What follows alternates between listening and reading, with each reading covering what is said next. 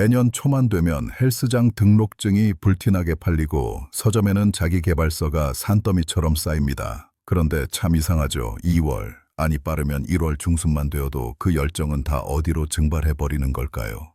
우리는 흔히 이걸 의지박약이라고 부르며 스스로를 탓하곤 합니다. 나는 왜 이렇게 게으를까? 나는 왜 끈기가 없을까? 하지만 오늘 저는 여러분의 그 자책감을 좀 덜어드리려고 합니다. 여러분이 실패하는 건 여러분의 인격이 모자라서가 아니라 뇌의 자본금 운영 방식이 근본적으로 잘못되었기 때문입니다. 냉정하게 말해서 우리 뇌는 가성비를 끔찍하게 따지는 구두소의 경제학자입니다.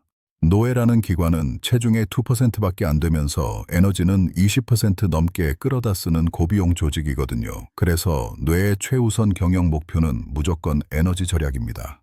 변화라는 건 뇌 입장에서는 막대한 예산이 들어가는 신규 사업이나 마찬가지예요. 실패할지도 모르는 일에 귀한 에너지를 쏟아붓는 걸 뇌 경영진은 원하지 않습니다. 그래서 작심삼일은 뇌가 생존을 위해 선택한 아주 합리적인 예산 삭감 조치인 셈이죠. 그렇다면 이 깐깐한 뇌를 어떻게 설득해서 우리가 원하는 목표, 즉 성공이라는 수익을 낼 수 있을까요? 여기서 우리는 두 가지 관점을 전략적으로 구사해야 합니다. 바로 왜라는 질문과 무엇이라는 질문입니다. 이 두 가지는 마치 회사의 비전을 제시하는 최고 경영자와 현장에서 기계를 돌리는 실무자처럼 뇌 속에서 완전히 다른 역할을 수행합니다. 상황을 한번 가정해보죠. 여러분이 지금 아주 지루하고 반복적인 업무를 처리해야 합니다. 엑셀에 데이터를 수천 개씩 입력해야 한다거나 시험 공부를 위해 단어장을 외워야 하는 상황입니다. 이때 우리 뇌의 도파민 수치는 바닥을 칩니다. 재미가 없으니까요. 당장이라도 유튜브를 켜고 싶은 충동이 스멀스멀 올라옵니다. 이때 필요한 것이 바로 왜라는 관점입니다. 내가 도대체 이걸 왜 하고 있지? 라는 질문을 던져서 뇌의 전두엽을 자극하는 겁니다. 이 단순한 작업이 나중에 나의 승진으로 혹은 내가 꿈꾸던 대학 합격으로 이어진다는 거시적인 비전을 보여주는 거죠. 이렇게 하면 뇌는 이게 단순 노가다가 아니라 미래를 위한 투자구나 라고 인식하고 다시금 동기부여 호르몬을 찔끔 짜내줍니다. 뇌에게 장기적인 투자 설명서를 브리핑하는 것과 같습니다. 그런데 반대로 아주 어렵고 복잡한 문제에 직면했을 때는 어떨까요? 예를 들어 처음 배우는 코딩이나 낯선 외국어를 배워야 할 때입니다. 이때 왜라는 거창한 질문을 던지면 뇌는 공포에 질립니다. 내가 훌륭한 개발자가 되기 위해 이걸 해야 해라고 생각하는 순간 뇌는 개발자가 되기까지의 그 아득한 거리감과 리스크를 계산하기 시작합니다. 그리고는 곧바로 코르티솔이라는 스트레스 호르몬을 분비하며 파업을 선언하죠. 야, 이거 견적 안 나온다. 접자. 이렇게 되는 겁니다. 이럴 때는 철저하게 무엇이라는 관점으로 접근해야 합니다. 거창한 목표는 다 잊어버리고 당장 내가 키보드에 손을 올리는 행위, 단어 하나를 소리내어 읽는 행위, 그 자체에만 집중하는 겁니다. 뇌의 시야를 좁혀서 당장 처리해야 할 업무만 보여주는 거죠. 그래야 뇌가 부담감을 느끼지 않고 예산을 집행합니다. 정리하자면 뇌가 지루해할 때는 왜를 통해 의미를 부여하고 뇌가 어려워할 때는 무엇을 통해 구체적인 행동 지침만 내려주는 전략적 전환이 필요합니다. 하지만 안타깝게도 우리의 의지력, 즉 전두엽의 통제력은 배터리 용량이 아주 작습니다. 아침에 눈을 떠서 점심시간이 지날 때쯤이면 이미 방전되기 십상이죠. 퇴근하고 집에 와서 운동을 하겠다고요?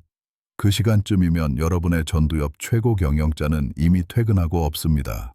남은 건 본능에 충실한 변형애라는 노조 위원장뿐이죠.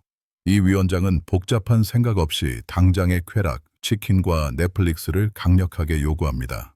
그래서 우리는 의지력이라는 한정된 자본금에 의존하지 않는 자동화 시스템을 구축해야 합니다. 뇌과학에서는 이걸 if then 계획법이라고 부릅니다. 만약 X라는 상황이 발생하면 그때는 Y라는 행동을 한다라고 미리 프로그래밍을 해두는 겁니다. 이게 왜 무서운 전략이냐 하면 결정을 내리는 주체를 나의 의지에서 외부 환경으로 떠넘겨버리기 때문입니다. 예를 들어 퇴근 후에 운동해야지라는 막연한 계획은 실패할 확률이 90% 이상입니다. 퇴근 후라는 상황에는 너무나 많은 변수가 존재하고 운동해야지라는 결심은 에너지가 고갈된 저녁 시간에는 힘을 쓰지 못하니까요. 이걸 if된 전략으로 바꾸면 이렇게 됩니다. 만약 집에 들어와서 신발을 벗으면 그 즉시 운동복으로 갈아입는다. 여기서 중요한 건 그 즉시라는 타이밍과 생각할 틈을 주지 않는 구체적인 행동입니다. 이렇게 조건을 설정해두면 우리 뇌는 집에 들어와 신발을 벗는 순간을 마치 레이더처럼 감지합니다. 그리고 그 조건이 충족되는 순간 전두엽의 심해 과정을 거치지 않고 곧바로 운동복을 입는 행동 명령을 기저핵으로 하달합니다. 기저핵은 우리 뇌 깊숙한 곳에 있는 습관 센터입니다. 여기에 입력된 행동은 의지력을 거의 소모하지 않습니다. 마치 운전할 때 딴 생각을 해도 무의식적으로 브레이크를 밟는 것과 같은 원리죠. 실제로 수많은 연구 결과가 이 전략의 위력을 증명합니다. 뉴욕대학교 심리학과의 연구에 따르면 단순히 목표만 세운 그룹보다 if된 계획을 세운 그룹의 목표 달성률이 2배에서 3배까지 높게 나타났습니다. 뇌 입장에서 생각해 보세요. 매번 할까 말까 고민하는 건 엄청난 에너지가 드는 비용 손실입니다. 그런데 if된 계획은 그 고민의 과정을 생략하고 바로 실행 버튼을 눌러버리니 뇌 입장에서도 얼마나 경제적입니까? 에너지 효율 등급 1등급 전략인 셈입니다. 자, 이제 시스템까지 갖췄습니다. 그런데도 우리는 왜 자꾸 멈칫거릴까요? 바로 낙관주의라는 달콤한 함정 때문입니다. 흔히 긍정적으로 생각하면 다 잘 될 거라고 말합니다. 시크릿이니 끌어당김이니 하면서 이미 성공한 모습을 상상하라고 하죠. 하지만 뇌과학적으로 보면 이건 반은 맞고 반은 아주 위험한 도박입니다. 성공한 미래만 상상하는 건 뇌에게 일종의 마취제를 놓는 것과 같습니다. 뇌는 상상과 현실을 잘 구분하지 못하거든요. 여러분이 다이어트에 성공해서 멋진 몸매가 된 모습을 생생하게 상상하면 뇌는 착각에 빠집니다. 어라, 이미 목표를 달성했네. 그러고는 목표 달성에 필요한 에너지를 꺼버립니다. 혈압이 떨어지고 긴장감이 풀리면서 소파에 드러눕게 되는 거죠. 이걸 심리학에서는 긍정적 공상이라고 하는데 이게 실행력을 갉아먹는 주범입니다. 그래서 필요한 것이 바로 간극인지라는 냉철한 현실 분석입니다. 목표를 상상하는 건 좋습니다. 하지만 그 직후에 반드시 차가운 현실을 직시해야 합니다. 내가 원하는 건 100억 부자가 되는 것인데 지금 내 통장 잔고는 얼마고 내 능력치는 어디쯤인가? 이 이상과 현실 사이의 거대한 간극을 뼈저리게 느껴야 합니다. 뇌는 이 불일치를 해결하고 싶어 하는 강력한 항상성을 가지고 있습니다. 이상하네. 내 목표는 저기인데 현실은 여기네. 이 불편한 긴장감이 뇌를 자극해서 행동하게 만드는 진짜 연료가 됩니다. 이때 이 간극을 보고 좌절하는 게 아니라 이걸 메울 수 있다고 믿는 태도가 바로 그 유명한 성장 마인드셋입니다. 단순히 노력하면 된다는 착한 말이 아닙니다. 이건 뇌의 가소성에 대한 믿음입니다. 내가 지금은 이 문제를 못 풀지만 내 뇌의 시냅스는 훈련하면 변할 수 있다. 즉, 나의 능력은 고정된 상수가 아니라 변수라는 걸 믿는 겁니다. 이 믿음이 있어야만 우리는 실패를 내 능력의 한계가 아닌 아직 데이터가 부족해서 생긴 오류라고 해석할 수 있습니다. 오류가 나면 코드를 수정하면 되지 컴퓨터를 부수지는 않으니까요. 결국 성공이라는 건 뇌라는 생물학적 기계를 얼마나 잘 이해하고 조종하느냐에 달려 있습니다. 우리는 너무나 자주 우리의 뇌를 과대평가하거나 반대로 감정에 휘둘려 방치하곤 합니다. 하지만 뇌는 철저하게 입력된 값에 따라 반응하는 기계적인 측면이 강합니다. 왜와 무엇을 상황에 맞게 스위칭하고 ifthen이라는 자동화 코드를 심어놓고 현실과의 간극을 연료 삼아 끊임없이 시냅스를 재설계해 나가는 과정. 이것이 바로 뇌과학이 알려주는 가장 확실한 성공 전략입니다. 자, 그런데 여기서 아주 치명적인 문제가 하나 발생합니다. 아무리 좋은 설계도를 가지고 있고 성장 마인드셋이라는 소프트웨어를 깔았다고 해도 정작 기계를 돌릴 연료가 불량이라면 엔진은 결국 멈춰버리고 맙니다. 바로 우리 뇌의 화폐이자 에너지원인 도파민 이야기입니다. 현대사회에서 여러분의 뇌가 무기력해지고 집중력이 바닥을 치는 가장 큰 이유는 단순히 피곤해서가 아닙니다. 바로 뇌 속 경제가 도파민 인플레이션으로 인해 완전히 파탄났기 때문입니다. 우리가 스마트폰을 켜고 숏폼 영상을 보거나 자극적인 게임을 할 때 뇌의 보상 회로인 측좌핵에서는 도파민이 폭포수처럼 쏟아져 나옵니다. 평소 일상적인 기쁨을 느낄 때 나오는 양보다 수십 배에서 수백 배에 달하는 엄청난 양이죠. 문제는 우리 뇌가 이 엄청난 자극에 적응해 버린다는 겁니다.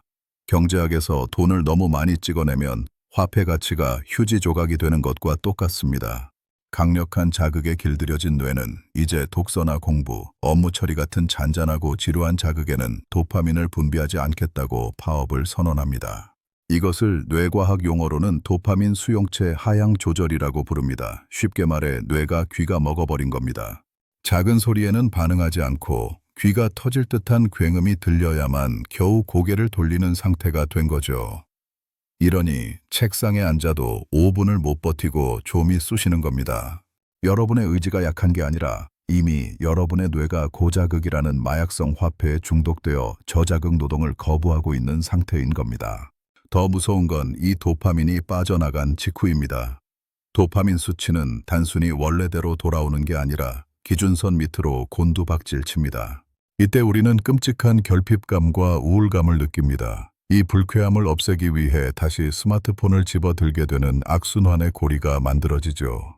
이 고리를 끊지 않으면 어떤 전략도 먹히지 않습니다. 마치 구멍난 독에 물을 붓는 격이니까요. 그래서 뇌의 효율을 극대화하려면 도파민 디톡스가 필수적입니다. 거창한 게 아닙니다. 아침에 일어나서 딱 1시간 그리고 잠들기 전 딱 1시간만이라도 디지털 기기와 완전히 단절하는 겁니다. 뇌에게 쉴 틈을 주고 떨어진 도파민 민감도를 다시 정상 범위로 회복시키는 리부팅 시간이 필요합니다. 지루함이야말로 뇌가 창의성을 발휘하고 흩어진 정보를 정리하는 가장 귀한 시간이라는 사실을 기억해야 합니다. 이어서 집중력에 대한 오해를 하나 더 풀어보죠.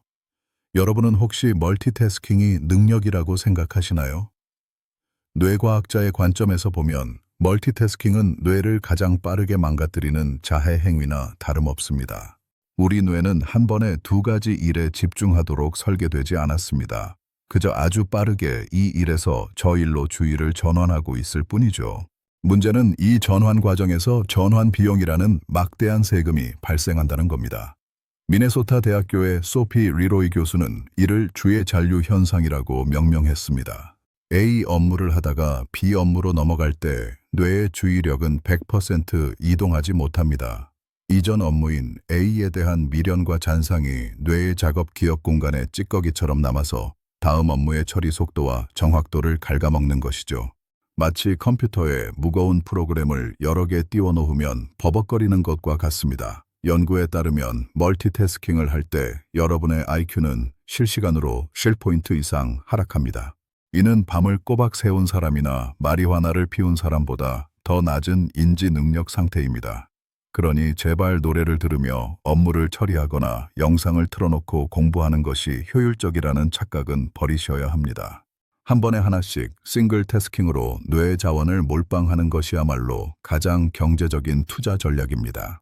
자, 이제 마지막으로 이 모든 전략을 장기 기억으로 저장하고 습관으로 굳히는 물리적인 비밀을 알려드리겠습니다. 바로 미엘린이라는 물질입니다.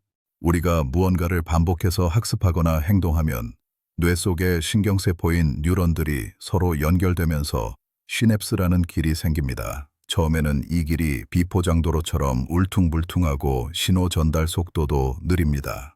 하지만 우리가 포기하지 않고 꾸준히 반복하면 뇌는 이 신경회로가 중요하다고 판단하고 미엘린이라는 절연 물질로 신경 섬유를 감싸기 시작합니다. 마치 구리 전선을 고속 광 케이블로 업그레이드하는 공사와 같습니다. 미엘린으로 감싸진 신경회로는 신호 전달 속도가 최대 100배까지 빨라집니다. 이것이 바로 우리가 말하는 숙련의 정체이자 전문가의 뇌 구조입니다. 재미있는 건 이 미엘린은 우리가 편안하게 잘하는 걸 반복할 때가 아니라 어렵고 힘들어서 끙끙거릴 때, 즉 실수하고 수정하는 그 고통스러운 과정에서 가장 활발하게 생성된다는 점입니다. 그러니 무언가 배우다가 막히고 답답할 때 좌절하지 마십시오. 바로 그 순간이 여러분의 뇌 속에 초고속 광 케이블이 깔리고 있는 실질적인 자산 가치가 올라가는 순간이니까요. 이야기를 정리해 보겠습니다. 오늘 우리는 뇌라는 까다로운 파트너와 동업하는 법을 배웠습니다. 뇌는 변화를 싫어하는 구두쇠지만 명확한 명분과 구체적인 행동 지침을 주면 움직입니다. 의지력이라는 고갈되는 자원에 기대지 말고 만약 그러면 행동한다라는 조건반사 시스템을 구축해야 합니다. 성장 마인드셋으로 현실과의 간극을 연료로 삼되 도파민이라는 화폐를 낭비하지 않도록 철저히 관리해야 합니다. 그리고 한 번에 하나씩 몰입하며 겪는 그 어려움이 곧 뇌의 신경망을 업그레이드하는 공사 과정임을 잊지 말아야 합니다. 지금 이 영상을 끄고 나면 여러분의 뇌는 다시 관성대로 편안한 대로 돌아가려 할 겁니다. 도파민을 찾아 유튜브 알고리즘을 떠돌라고 유혹하겠죠. 이때가 바로 승부처입니다. 거창한 계획을 세울 필요 없습니다. 지금 당장 여러분의 스마트폰을 뒤집어 놓고 해야 할 일 딱 하나를 정해서 5분만 몰입해 보십시오. 여러분의 전두 옆 최고 경영자에게 주도권을 돌려줄 시간입니다. 뇌를 지배하는 자가 인생을 지배합니다. 당신의 뇌는 이미 준비가 되었습니다. 이제 명령을 내리십시오.